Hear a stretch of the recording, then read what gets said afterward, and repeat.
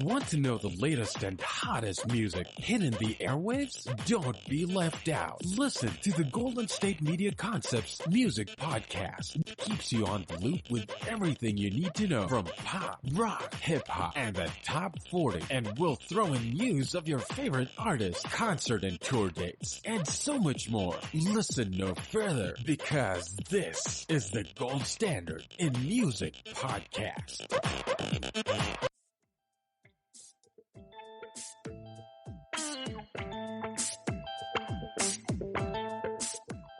Thank you for listening to the GSMC Music Podcast, brought to you by the GSMC Podcast Network. I'm your host, Gaelika Brown, the music lover constantly seeking positive music. Now let's get into some music news. It's 420, y'all. Yes, finally I get to open the show without mentioning death or the coronavirus. So there is a lot happening for weed lovers worldwide. Snoop is celebrating the long-awaited worldwide digital release of Dr. Dre's The Chronic, a stone cold 420 classic with a live stream and smoke and DJ set at 4:20 p.m. PST, Pacific Standard Time. And here's some more ways that you can celebrate this 420 holiday, Stoner Day. We have stoner icon Willie Nelson is hosting the Come and Toke It variety show at 420 Central, so CDT, which is slated to feature appearances from other artists as well as chefs, comedians, and cannabis experts. The 4-hour and 20-minute event will also feature cooking and cocktail demos, with one participant chosen at random to talk to Nelson and wish him a happy birthday in advance during the broadcast. Among the stars slated to perform and or appear are Matthew McConaughey, Jeff Bridges, Casey Musgrove, Billy Ray Cyrus, Toby Keith, Tommy Chong, and Ziggy Marley. Reggae legend Bob Marley, speaking of Ziggy Marley, reggae legend Bob Marley, new 24-hour Kaya radio broadcast kicked off at midnight as the latest part of the year-long Marley 75 celebration. The station will offer a mix of Marley's classics, some rare songs, live cuts from Bob and his family, as well as episodes of the Bob Marley Legacy docuseries. Jim Jones is hosting a 420 Zoom smoke out with Jadakiss, N-O-R-E, that's Noriega, and Kevin Hart, among other guests slated to drop in and join him on his Saucy Extracts partner, Alex Todd. Join him and his Saucy Extracts partner, Alex Todd. The show begins at 4 p.m. PST and will help raise money for COVID-19 relief efforts. High Stream 420 Festival, the Far Side, Melissa Etheridge,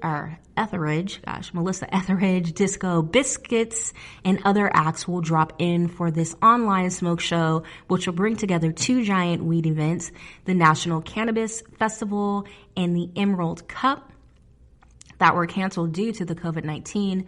The Coast to Coast benefit for coronavirus relief will feature speakers and interactive panels. Donations are encouraged for Live Nation's benefit fund for music industry workers, Crew Nation, as well as cannabis advocacy organizations, Americans for Safe Access and Drug Policy Alliance. High Stream 420 will stream for free on Nugs TV, that's Nugs TV, from 4 to 10 p.m. EST. Great American Session, the perfect online music and arts festival, will bring together Too Short, Cypress Hill, Be Real, Citizen Cope, Tommy Chong, and Thievery Corporation's Rob Garza, plus comedians and cannabis advocates. The Twitch stream will run from 11 a.m. to 6 p.m. PST, with benefits going to the COVID-19 Response Organization Direct. Dang, Tommy Chong is supposed to be in two places? Two places at once? I'm sure he's scheduled differently, but I mean, how do you have 420 and not involve Cheech and Chong? So, Hide Together Sessions from Home. You knew Wiz Khalifa, who dropped the Saga of Wiz Khalifa EP on this holiday, would get in on the action, dipping his dipping into his Weed Maps fueled party that is also slated to feature Stephen Marley, Billy Ray Cyrus, Alchemist, Cameron, Dave East, Tycho, and Ari Lennox, among others. The event will take place from 12 to 5 p.m. PST.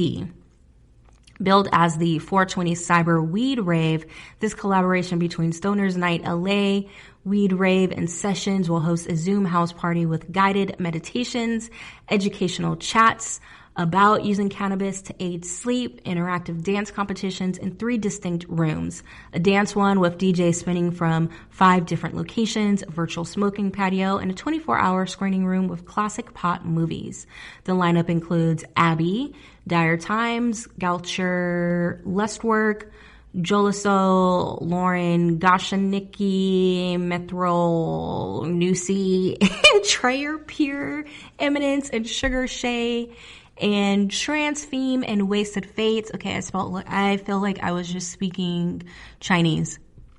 I have no idea who any of these people are, how to say these letters that are put together that are assuming to be names.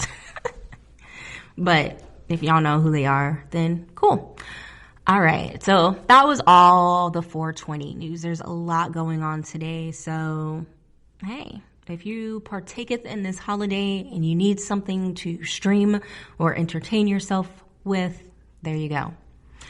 Ariana Grande is super psyched that Ashton Kutcher and Mila Kunis are putting their best grapes forward to help with the coronavirus relief. Grande tweeted, "Love you both so much. This is so awesome," after the celeb couple announced over the weekend that they are offering a quarantine Pinot Noir for $50 for 2 bottles. Member price is $40 from Knocking Point. "Mila and I are launching quarantine wine," Kutcher wrote in an Instagram caption announcing the efforts. 100% of the profits will go to COVID-19 relief efforts. Add Sam Smith to the growing list of celebrities who have contracted COVID-19. In a new interview with Apple's Music Zane Lowe, Smith says they have the bug while in the UK, but like many others self-diagnosed, stayed in and let nature take its course. "I didn't get tested, but I know I had it. 100% had it. Everything I've read completely pointed to that. So yeah, I think I definitely had it." The pop hitmaker hit a groove and the writing juices started flowing. Smith is back on form, releasing a new collaboration with Demi Lovato, "I'm Ready," which, if you haven't heard that, the song actually jams, and performing a duet with John Legend for the historic Together at Home concert this past weekend. And Fortnite, for all the gamers out there. Fortnite and Travis Scott are giving gamers and music lovers the best of both worlds. On Monday, Epic Games announced that Scott will be the newest addition to the Icon series for Fortnite. Beginning April 21st, fans will be able to access his outfits, emotes, and more. Scott will also be embarking on a musical concert series titled Astronomical, where he will headline an in-game concert starting April 23rd through April 25th. For fans to best enjoy Astronomical, Epic Games will be setting up multiple tour dates with showtimes for gamers all around the world. Encore showings will also be available to accommodate players in different time zones. Along with his in-game performance, Scott will be premiering a new record. Also, 1 year ago, the Beastie Boys were on stage at the local King's Theater and proceeded to take audiences on a raucous 3.5-hour-long exploration of all things Beastie Boys, with vintage pictures, archival footage, and audio samples projected on a large screen behind them. Adam, Ad Rock Horowitz, and Michael Mike D. Diamond detailed how 3 middle-class weirdos in gritty New York City in the 1970s and 80s became beloved hip-hop alt-rock groundbreakers. Now Spike Jonze, who directed that 2-man show, has distilled it into a tighter 119-minute set and repackaged it as the Beastie Boys Story, a live documentary due on Apple TV this Friday. That's April 24th. We will take a break and return with new music news. always on the go, but the day just won't be one without your Hollywood fix. Let Golden State Media Concepts Entertainment Podcast take care of that. An all-inclusive look of pop culture.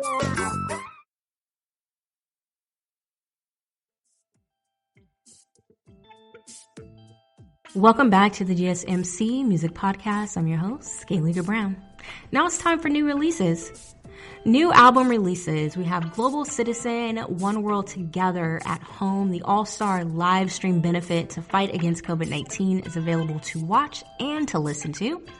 Wiz Khalifa, The Saga of Wiz Khalifa. Fiona Apple, Fetch the Bolt Cutters. The Baby, Blame It on Baby. Division, Amuse and Her Feelings. The Dream, SXTP4. Gary Cinnamon, The Bonnie. Hot new singles, Playboy Cardi, At Me. Okay, yeah, it's the at symbol and then MEH. So At Me or At Me, I don't know. The Baby, Rockstar, featuring Roddy Ricch, Ab-Soul, Danger Ruka Pawa Freestyle. I don't know why people be coming up with these names nobody can pronounce. Sam Smith and Demi Lovato, I'm Ready. Division, Flawless, Do It Well, Part 3, featuring Summer Walker. 21 Savage, Secret, featuring Summer Walker. Fiona Apple, Shamika, Kid Cudi, a leader of the Delinquents. All right, Lamb of God announced the pushback of their upcoming self-titled album and its third single. Regrettably, we have to announce that the release date of our upcoming self-titled album is being moved 5 weeks to June 19th. The band said in a statement, we're in extraordinary times due to the current global reality and the delay of shipments of all but essential goods needed in the fight against COVID-19. After talks with our labels, there is no other option than to delay the release so that fans who pre-order the album can receive the record they paid for. We appreciate your patience during these times. A global pandemic is not something people in the music industry usually take into account when scheduling album releases. But as you know, this thing has affected everyone across the board, and we are no exception. The album's latest single, New Collageual Hate, is due out on April 23rd. With 420 being the ultimate smoker's holiday, 420 weed aficionado Wiz Khalifa is celebrating in a big way with his new EP, The Saga of Wiz Khalifa. Khalifa's 7-track effort features Megan Thee Stallion, Ty Dolla $ign, Quavo, Logic, and more. Wiz also reveals in the Mustard Hitmaker and DA domain on the production side. Wiz previously released single Contact resides on the project along with a remake of Dr. Dre's Still Dre, aptly titled Still Weed, Still Wiz. And then later today at 4:15 p.m., Wiz will be celebrating the release with a 20-minute DJ set on Weed Maps.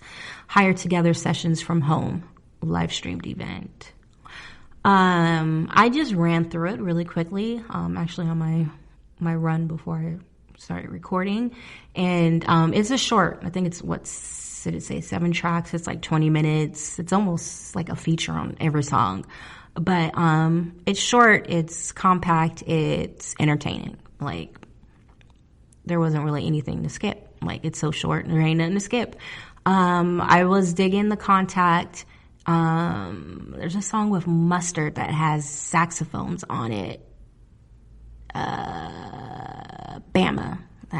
Talking about Bama Weed. Yes, that one really jammed as well. On to tours and festival news. Here's what is newly been canceled. For the first time in its 53-year history, the Montreux Jazz Festival won't take place. That's the Motreux Jazz Festival won't take place. The famous Swiss festival was scheduled for July 3rd through the 18th with performers including Lionel Richie, Brittany Howard, Lenny Kravitz, and Black Pumas. Organizers are working on booking those artists and others for Summer 2021 Fest. Against Me have canceled their May tour of North America with Baroness. Refunds can be obtained from the original point of purchase. I hope that it's apparent that this is absolutely not all what any of us want, and we had any real choice in the matter.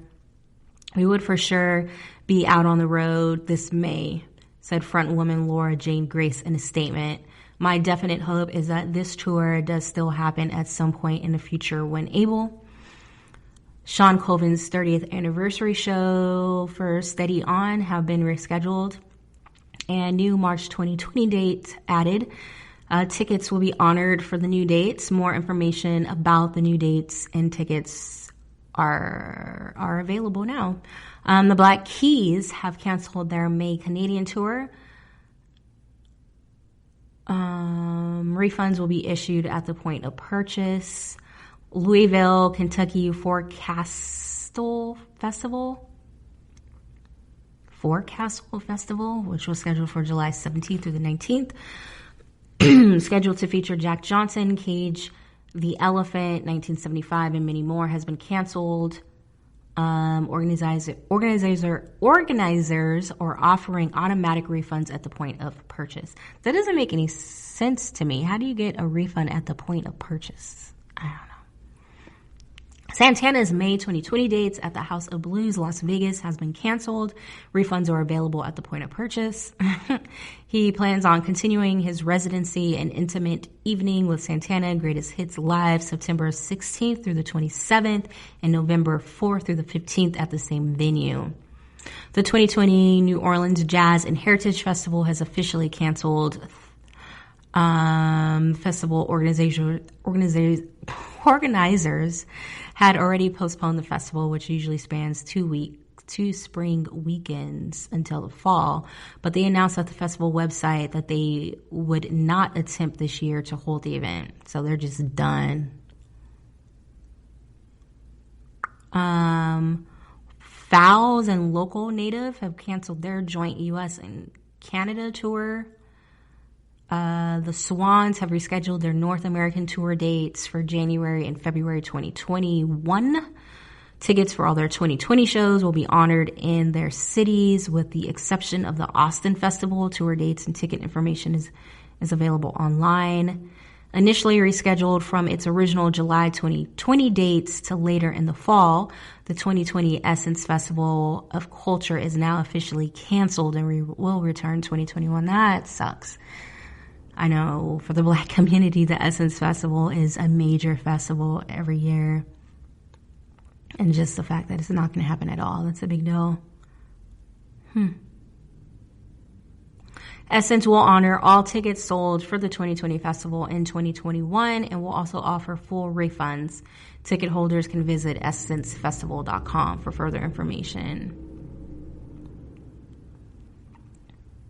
The company also announced the establishment of the Essence Benefit Series to fight COVID-19 that will raise money and provide supports for businesses and organizations and Black communities across the country. And the first ever Essence Festival of Culture, the virtual edition, will take place over the July 4th weekend. Okay, that's good to know. Well, at least there's still something going on. Tomorrowland 2020, scheduled for July 17th through the 19th and July 24th through the 27th, has been canceled. Godsmack singer Sully Erna announced that the band's planned summer tour with the Pretty Reckless has been canceled. No information has been announced about makeup dates. So with all that said, we'll take a break and return with music history with It's 420, y'all. It's 420. Who else should we honor on 420? Bob Marley. We'll be back.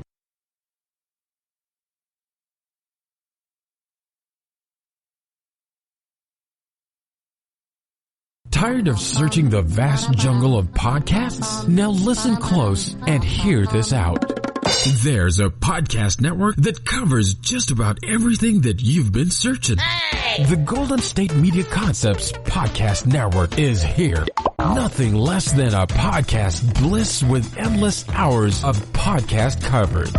From news, sports, music, fashion, cooking, entertainment, fantasy, football, and so much more. So stop lurking around and go straight out to the Golden State Media Concepts Podcast Network. Guaranteed to fill that podcast itch.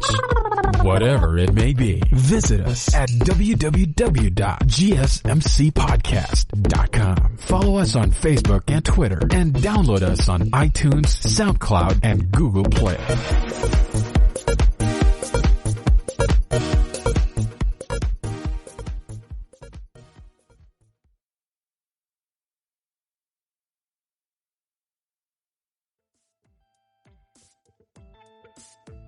Welcome back to the GSMC Music Podcast. And now let's get into music history with Bob Marley, according to allmusic.com. Reggae's most transcendent and iconic figure, Bob Marley, was the first Jamaican artist to achieve international superstardom.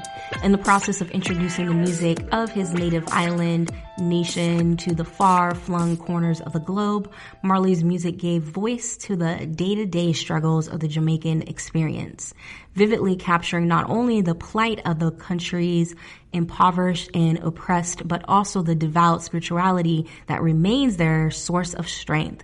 The songs of faith, devotion, and revelation created a legacy that continues to live on not only through the music of his extended family, but also through generations of artists the world over touched by his genius. Robert Nesta Marley was born February 6, 1945 in Rural Street, Anns Parish, Jamaica. The son of a middle-aged white father and teenage black mother, he left home at 14 to pursue a music career in Kingston, becoming a pupil of local singer and devout Rastafarian Joe Higgs. He cut his first single, Judge Not, in 1962 for Leslie Kong. Severing ties with the famed producer soon after over a monetary dispute. In 1963, Marley teamed with fellow singer Pete Tosh, Bunny Livingston, and Junior Braithwaite, Beverly Kelso, and Cherry Smith to form the vocal group The Teenagers. Later re-christened the Wailing Rude Boy and later simply the Wailers. They signed on with producer Coxsone Dodd's legendary Studio One and recorded their debut, I'm Still Waiting, when Braithwaite and Smith excited the Wailers, Marley assumed lead vocal duties. In the early 1964, the group's follow-up, Simmer Down, topped the Jamaican charts. A series of singles including Let Him Go, Rude Boy Get Gal, Dancing Shoes, Jerkin' Times, Who Feels It Now, or Who Feels It Knows It, and What Am I to Do followed. And in all, the Wailers recorded some 70 tracks for Dodd before disbanding in 1966. On February 10th of that year, Marley married Rita Anderson, a singer in the group The Silhouettes. She later enjoyed success as a member of the vocal trio The I-Threes. Marley then spent the better part of the year working in a factory in Newark, Delaware, the home of his mother since 1963. Upon returning to Jamaica that October, Marley reformed the Wailers with Livingston and Tosh releasing Bend Down Low on their own short-lived Well in Soul M label. At this time, all three members began devoting themselves to the teachings of the Rastafarian faith, a cornerstone of Marley's life and the music until his death.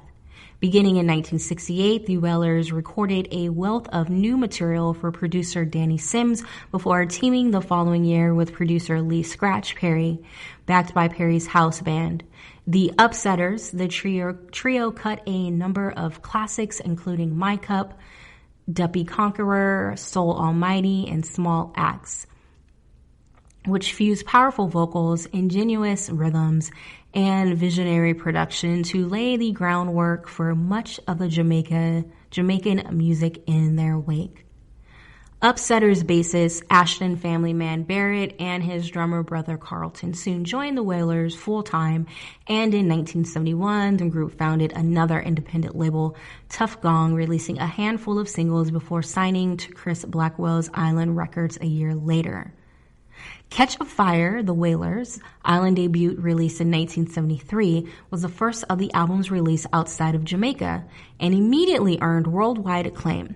The follow-up, Burnin', launched the track I Shot the Sheriff, at a top 10 hit for Eric Clapton in 1974.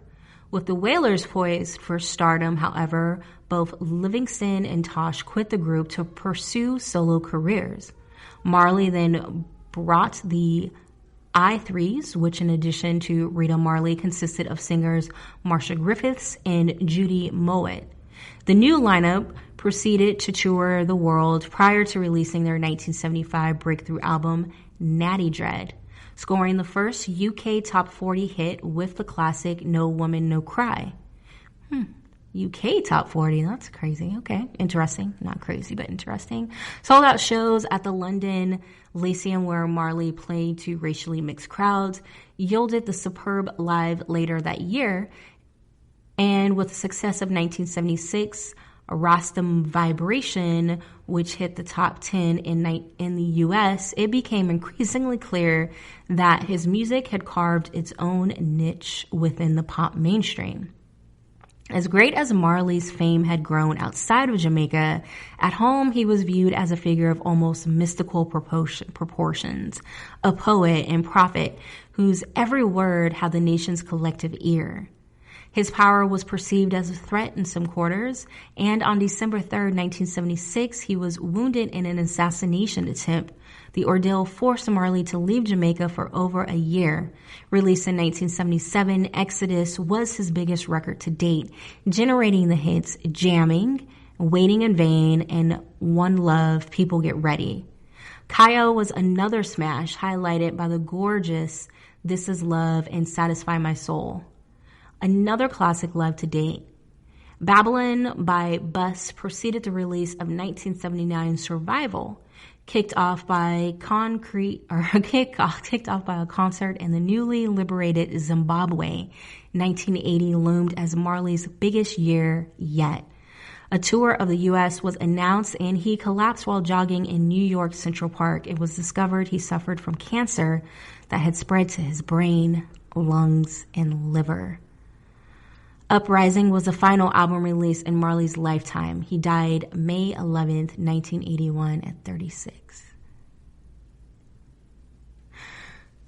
36 thing. He's,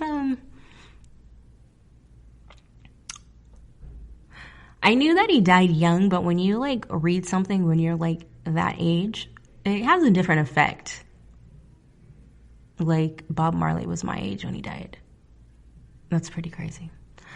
Posthumous efforts, including 1983's Confrontation, the best-selling 1984 retrospective Legend, and the 2012 documentary Marley, kept the man's music alive, and his renown continued to grow.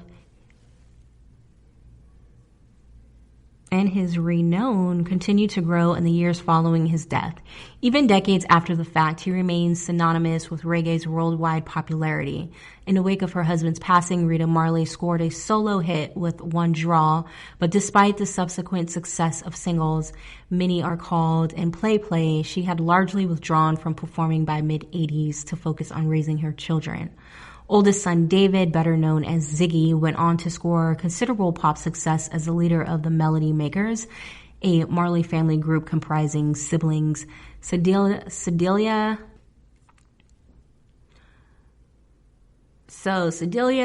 and Sharon. Their 1988 single Tomorrow People was a top 40 U.S. hit, a feat even Bob himself never accomplished. Damon Marley's Bob's youngest son embraced a musical style that integrated reggae, R&B, and hip-hop, and in 2005, he scored a major hit with the single Welcome to Jamrock. That was my jam. Damien has also collaborated with the likes of Mariah Carey, Bruno Mars, and Sean Paul. Kaimani Marley, whose music also fuses elements of reggae and hip-hop, made his international breakthrough with the 2000 album The Journey and the single Gotta Be Moving On Up, a collaboration with the conscious hip-hop duo PM Dawn, and Damon and Ziggy's half-brother Julian Marley. He grew up in England with his mother Lucy Pounder. Released his debut album Lion in the Morning in 1996, going on to earn a Grammy nomination for 2009's Awake. All right. So that was Bob Marley history. Obviously, I wasn't alive when he was alive and popping, but I grew up with the name and a lot of his music. So there we go. Happy 420, y'all. I definitely appreciate you guys taking the time to listen. And until next time, I'm Gaelika Brown, the music lover constantly seeking positive music.